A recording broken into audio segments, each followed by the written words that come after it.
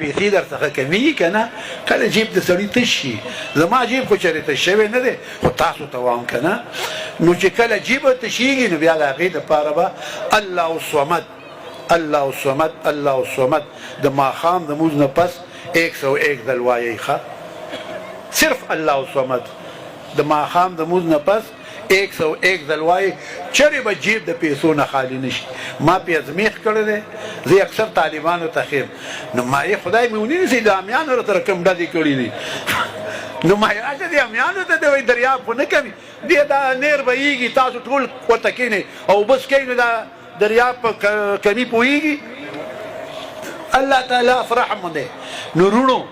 دا ځان سره وایي چې ماښام وضو کوي که نه تسبیح درته ښایي خو په شمار ما ته دوه اولیاو په دې کې اجازه کړې ده ما هغه تجربه کړې ده نو چې طالبانو ته ښیم طالبان وایي ګزاره کېږي ستاسو ګزاره به کېږي تاسو خو پیسو به دې توت ته خېږئ نو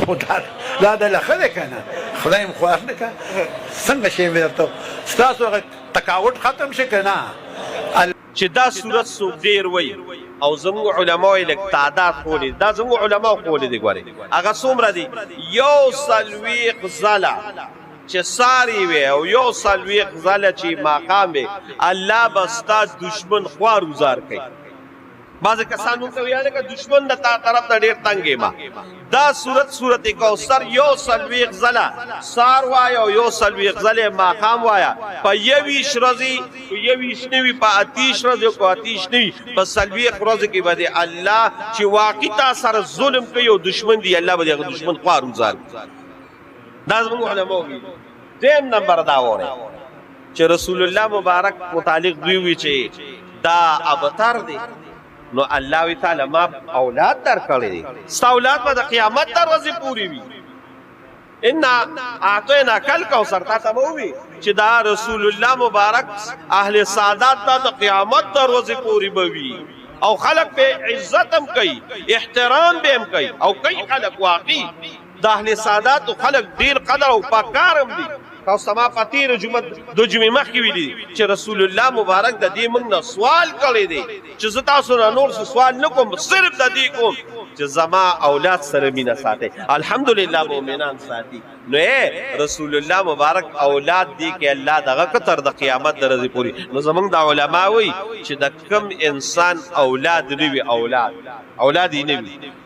دقه شان 140 ځله سار او 140 ځله ماښام مونځ نه پس د دې صورت ورد کوي رب العالمین بر اولاد درکړي د اولاد دپاره بهترینه وظیفه د دې نه بلې نشته 140 سار 140 ماښام وایه الله بر نیکعمله اولاد درکړي او بیا زموږ علماو نورم خصوصیات ویلي دي لکه خصوصا یو خصوصیت ادا دی چې سړی یې 314 ځله 313 بار د هر حاجت دپاره ووایي ځکه الله رسول الله مبارک له دې صورت کې ډېر لوی مقام ورکړی ډېره لویه مرتبه ورکړې ده نو په دغه سوچ دا کم معنا راته ما بیان کړه په دغه سوچ ته 314 ځله وې چې څه قسمه شرعي حاجت دی یعنی چې هغه د شریعت سره برابر دی الله به رله برابروي او سبدولر نمبر زمونږ د دې دین یو عالم دی او تاسو نوم یې اورېدلي په دې مکه مکرمه کې درس کوي په مکه مکرمه کې مولانا مکی صاحب د هغه نه ما په خپلو غوږو ده اورېدلي دي چې د کوم سړي په بدن باندې دري خصوصا په سر باندې درد وي او دا صورت 7 ځله په سر لاس کېږدي او 7 ځلې ووې الله به د سر درد او د بدن درد ټول ختم د دې متعلقه علماو دا ویلي دي او 5 نمبر خاصیت دا وره او دا بالکل تجربه سره دا خبره ده چې د ماښام د مونځ نه پس یو صورت واقعه وایه او دویم نمبر دا چل کوي چې 21 ځله د دې سورۃ الکوثر تلاوت کوي الله بر باندې د ځمکې او د اسمان دواړه خزانې کوي دا حلال وګور یو شرط پکې دا دی ګورې ورو چې یو په اخلاص باندې او دویم نمبر پکې غټ شرط دا دی چې د دې هغه معنا ګورې زده کړې چې دې کې الله موږ ته څه ویلي الله وایي چې هر یو کار کوي ګورې زما دپاره او ما ته رانږدې شي الله وایي زما ګورې د دې وظایفو لوی مقصد دا دی رونو دا یاد ساتئ دا وظایف چې زه تاسو ته یو جمعه پس ده دویمه جمعه پس در کوم د دې مقصد زما لوی مقصد دا دی چې تاسو خپل رب سره جوړ د رب د در نه بل در ته نه ځئ د رب د در نه بل خوا نه ځئ او خصوصا چې کوم دا جعلي پروفیشنل پیران دي او دا کوډګر دي او دا جادوګر دي د رب العالمین خاطر کې دي ته مزه مونږ ته الله ارس کولی مونږ ته رسول الله مبارک ار یو د سیز هغه دغه علاج کولی دی دا خو زموږ بدبختی ده زما لوی مقصد د قارون دا دی چې د بل در ته مزه سیوا د دغه رب د در نه دغه د رب په در کې ارس دي خو صرف دومره قدرګار دي چې یقین کامل راولي خپل ایمان یقین کامل کې چې او زما رب ادا کوي دا خو ماته رب ویلی دي رب ما سره وعده کړی ده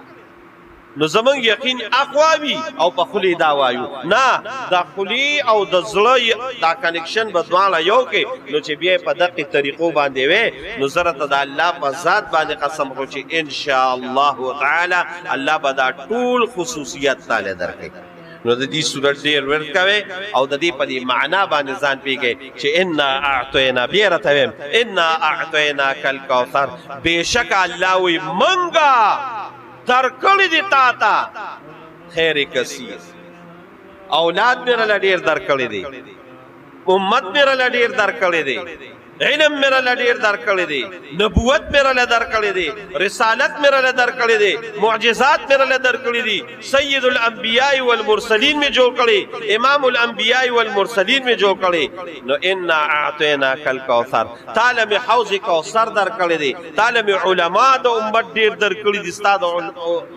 د امت علما ډیر دي دا ټول په دې سوچ فکر کې د قراوله فصل لربک وانحر نو د دق رب د پاره منظم کاوه او قربانیم در رب کاوه یعنی هر یو عمل دا دو سيزونه ډیر اهم یو عبادت بدنی شو بل عبادت مالی شو نو دا یوازې د ادوانه نه چې څومره عبادت بدنی دي اغم د الله د پاره او څومره عبادت مالی دي اغم الله د پاره دا نه چې دا مې د پلان کی بابا د باباګر خلک خو نظر او نیاز او قربانی د الله په نوم باندې فصل لربک وانحر د الله د پاره او چې کله را باندې مشکل هم راغی نو دا دوه کار کوي یو څه یو د الله په در کې مونږ دیم د الله په در کې لږه صدقه خو بهترینه صدقه نو فصل لربک وانحر د الله په در کې الله ته مونږ کا د الله د رب د پاره او د رب د پاره قرباني وکا ان شانئک هو الابتر بشک من استاد دشمن با خوارو زاری استاد دشمن با میراتی استاد دشمن با تباہ برباد دا صورت چې نازل شو رسول الله مبارک ډیر زیات خوشاله نو په دغه سوچ باندې دا صورت وای ان شاء الله الله به د دنیا او د آخرت مشکلات حل کوي